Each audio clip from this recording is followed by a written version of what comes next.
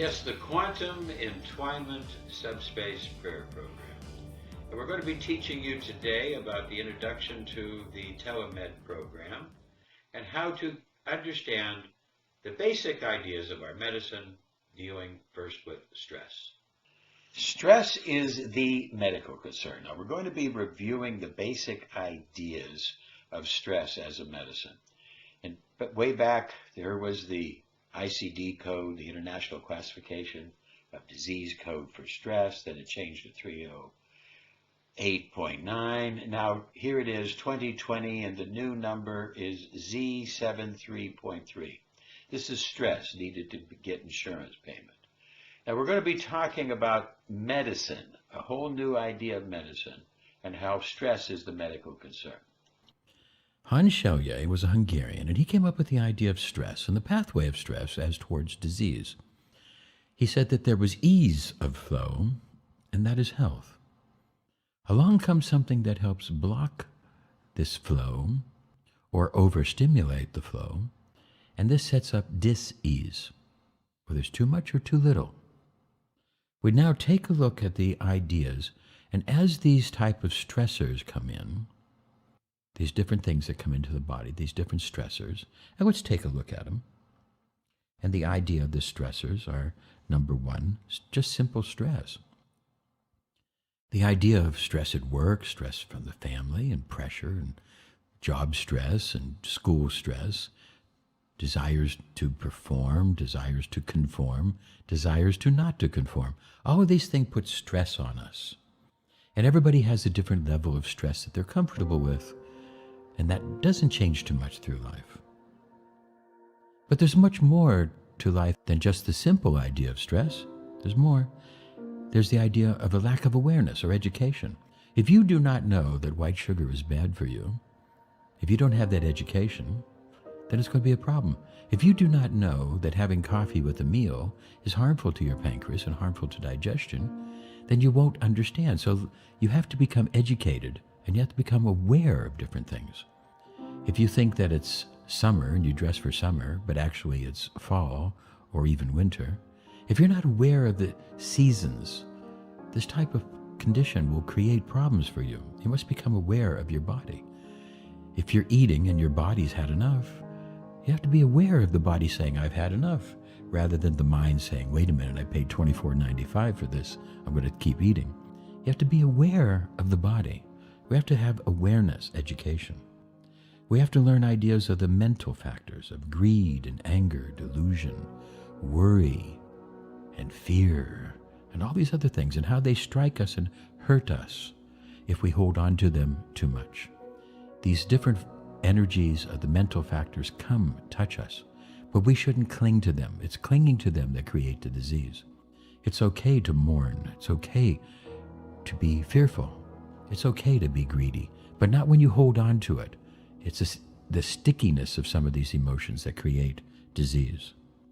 Allergy has a mental factor, that when we were first exposed to something, if we're under stress, under the idea that we might possibly die, then our body will make more antibodies to something.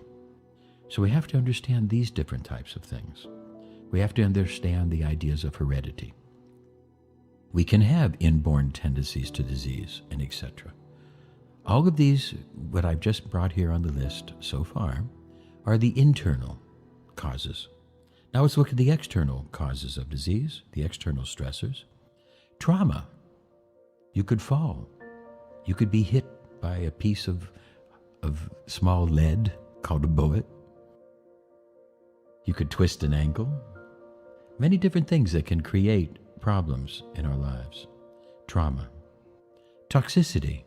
We live in a very toxic world, and toxicity can create health problems, create disease.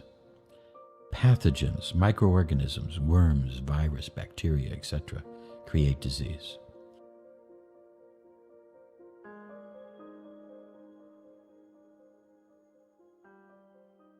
Deficiency or excess of nutrients, and you can get just as sick from too much of a nutrient as you can from too little of a nutrient.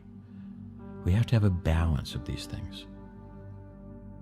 All of these make up an idea, including with perverse energy, the idea of too much heat, too much cold, too much wind, too much dryness, too much radiation, too much humidity, all these other things that create perverse energies.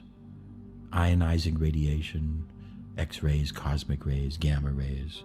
These things can all create disease as well. All together now, these make up the stressors. These stressors come, and when they come, they produce an alarm reaction, Chaulier said. The alarm reaction is like the itch, the cough, the pain. We get an alarm reaction. This is the symptom. If we do not deal with the stressor will go deeper and deeper and deeper, and eventually the body will find a way to adapt, go into the second stage and adapt to the stressor. Thereby the symptom will go away. The itch might go away, the pain, the cough, the runny eyes. These things might go away because you have adapted to the continued stressor.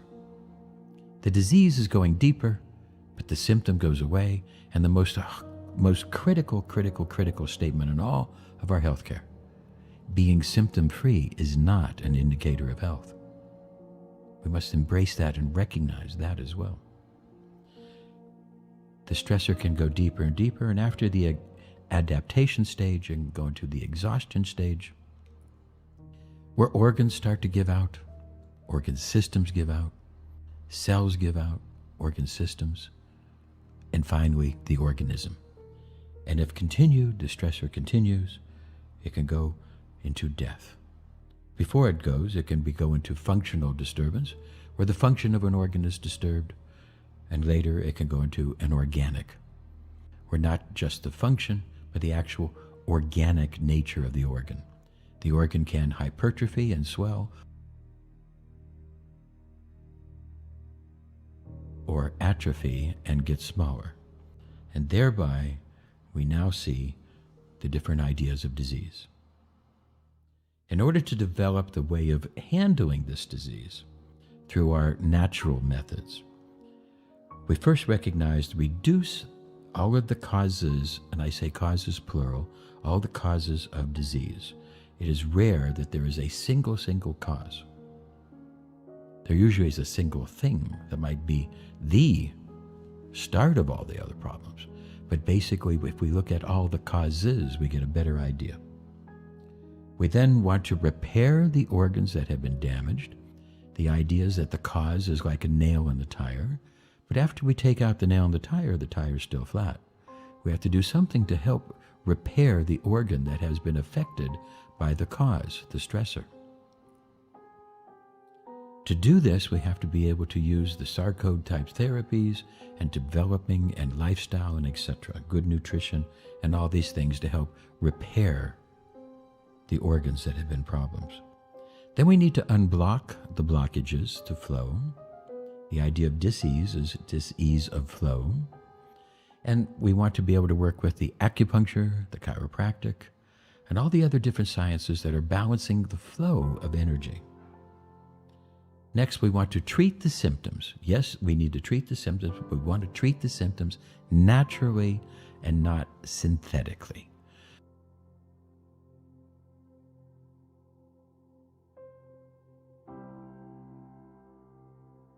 The pharmaceutical people have developed synthetics, but we now know that a synthetic anything is an insult to the body.